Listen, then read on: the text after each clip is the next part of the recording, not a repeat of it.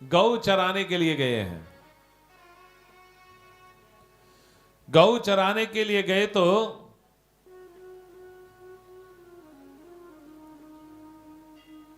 आज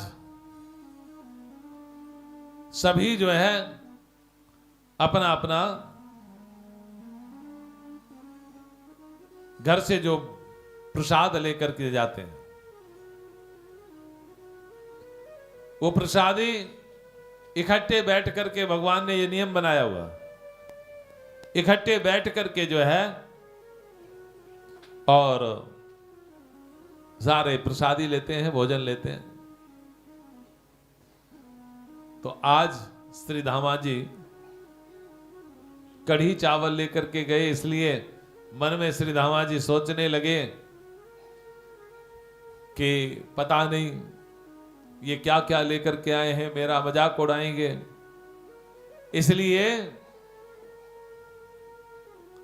श्री धामा जी ने चुपचाप जाकर के और एक तरफ बैठ करके भगवान से छुप करके एक करील के पीछे जाकर के अपने कढ़ी चावल खाने लगे हैं। कढ़ी चावल खाने लगे तो भैया सब बैठे हुए हैं भोजन प्रसादी के लिए। श्री धामा जी को ना देख करके कन्हैया ने ग्वालों से पूछा कि श्री धामा कहां है, कि अभी तो यही था। आवाज लगाई श्री धामा, करील के पीछे से बोले कि हां भैया। अरे कन्हैया, आज मैं भोजन नहीं करूंगा। कन्हैया कहने लगे कि काय को ना करेगो, कि आज मेरा व्रत है। कि काय को व्रत है, कि बुधवार को व्रत है। भगवान कहने लगे कि कोई मंगलवार को रखे, कोई सोमवार को रखे, कि भैया बुधवार को व्रत भी होएगा।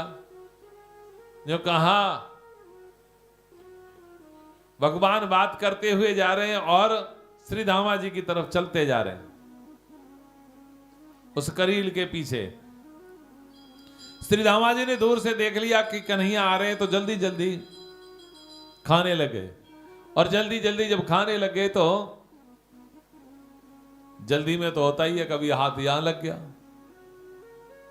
जब हाथ यहां लग गया तो कढ़ी चावल भी यहां पर लग गया थोड़ा सा। अब ये तो ध्यान रहा नहीं कि यहां पर भी कढ़ी चावल लगाए, इसलिए मुंह पूछा और कन्हैया के सामने आ गए। और कन्हैया के सामने आए के कहने लगे कि कन्हैया देख, आज मेरा व्रत है, या ते आज मैं भोजन नहीं करूंगा। कन्हैया कहने लगे कि अच्छा ये बताओ कि आज हमारी भाभी ने आपके लिए कढ़ी चावल बनाए ना भैया। श्री धामा जी कहने लगे कि ना, आज तो तेरी भाभी ने मोको भोजन प्रसाद दियो ही ना है। अब कन्हैया कहने लगे कि अरे श्री धामा, काय को झूठ बोले भैया। पकड़ लिया, दोनों हाथ पकड़ के और कहने लगे कि आज हमारी भाभी ने कढ़ी चावल बनाए ना, कि ना है भैया, सच में मैं झूठ ना बोल रहा हूं, आज कढ़ी चावल ना बनाए। अब कन्हैया ने जो है पकड़ लिया और अंग में भर के कन्हैया जो है उनके गाल को चाटने लगे और कहने लगे कि अरे श्री धामा, भाभी ने कितने स्वादिष्ट कढ़ी चावल बनाए और तुम कह रहे हो कि आज कछु ना बनाया और मोको कछु ना दियो है। इस दृश्य को ब्रह्मा जी देख रहे थे और ब्रह्मा जी देख करके उनको भ्रम हो गया, क्योंकि ब्रह्मा जी के यहां पर तो सब कुछ जो है भैया नीति संबंध चलता है। वहां तो किसी का झूठा मूठा नहीं चलता, कोई किसी का झूठा नहीं खा सकता, क्योंकि सब वहां तो सब चीज का विधान है, वो विधाता है। है? इसलिए भैया वहां सब चीज का विधान है, सब कुछ विधान से होता है ब्रह्मलोक में। इसलिए उनको भ्रम हो गया और कहा कि ये कैसा ब्रह्म है जो कि ग्वाल वालों का झूठ मूठ खा रहा है। देखिए भगवान कितने दयालु हैं, अपने भक्त को प्रसन्न करने के लिए झूठन भी खाते हैं। हैं? कितने दयालु हैं मेरे प्रभु। इसलिए उनकी दयालुता का कोई छोर नहीं है भैया। क्या किया ब्रह्मा जी ने? ब्रह्मा जी ने ग्वाल वालों को चुरा लिया और गाय के बछड़ों को चुरा लिया, ले गई चुरा करके। भगवान ने कहा, क्योंकि ब्रह्मा जी को जब तक मटेरियल तो सब है भगवान ही देते हैं सृष्टि रचने के लिए। अगर परमात्मा जीवात्मा ना डाले उस जीव के अंदर तो ब्रह्मा जी का बनाया हुआ सब बेकार नहीं। इसलिए ब्रह्मा जी को कहने लगे भगवान कि हमसे मटेरियल लेते और हमसे ही है। तो भगवान ने जो है अपने अंदर से ही ग्वाल वाल प्रकट कर दिए और बछड़े भी प्रकट कर दिए। अब गाय ये नहीं पहचान पाई कि ये हमारे असली बछड़े नहीं है, ना ही ब्रजवासी ये पहचान पाए कि ये हमारे असली ग्वाल वाल नहीं है। 6 महीने व्यतीत हो गए।